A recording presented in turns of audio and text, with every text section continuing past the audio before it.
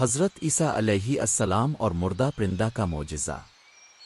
حضرت عیسیٰ علیہ السلام اللہ تعالیٰ کے جلیل القدر نبی اور رسول تھے، جنہیں اللہ تعالیٰ نے کئی معجزات عطا فرمائے۔ ان معجزات میں سب سے مشہور اور قابل ذکر معجزہ وہ ہے جس میں اپنے مٹی سے پرندہ بنایا اور اللہ کے حکم سے اس کو زندہ کر دیا۔ یہ واقعہ قرآن پاک میں سورۃ العمران اور سورۃ المائدہ میں بیان ہوا ہے۔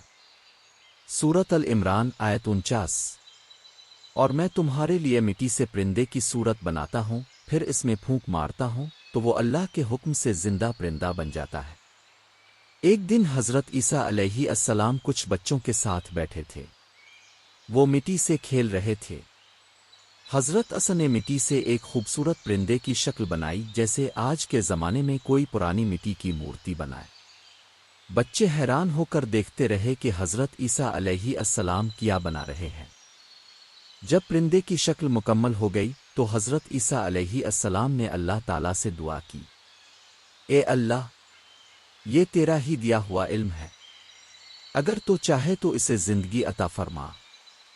پھر حضرت عیسیٰ علیہ السلام نے اس پرندے میں پھونک ماری اور اللہ کے حکم سے وہ مٹی کا پرندہ فوراً زندہ ہو گیا۔ اس کے پر پھڑپھڑانے لگے، آنکھیں کھل گئیں اور وہ ہوا میں اڑنے لگا۔ تمام بچے لوگ اور آس پاس کے لوگ یہ منظر دیکھ کر حیرت زدہ رہ گئے۔ اللہ تعالیٰ نے یہ معجزہ اس لیے عطا کیا تاکہ بنی اسرائیل کو یقین ہو جائے کہ حضرت عیسیٰ علیہ السلام اللہ کے سچے نبی ہیں۔ مگر افسوس کہ ان میں سے بہت سے لوگوں نے پھر بھی ایمان نہ لایا بلکہ جادوگر کہنے لگے۔ سبق اور پیغام۔ ایک، زندگی دینے والا صرف اللہ ہے۔ حضرت عیسیٰ علیہ السلام نے اپنی طاقت سے نہیں بلکہ اللہ کے حکم سے پرندے کو زندہ کیا۔ دو، معجزات نبی کی سچائی کی دلیل ہوتے ہیں۔ اللہ اپنے نبیوں کو غیر معمولی طاقتیں عطا فرماتا ہے تاکہ لوگ ہدایت حاصل کریں۔ تین، علم و عمل کا مقصد ہدایت ہے۔ حضرت عیسیٰ علیہ السلام نے معجزہ دکھا کر لوگوں کو اللہ کی طرف بلایا، نہ کہ ذاتی شہرت کے لیے۔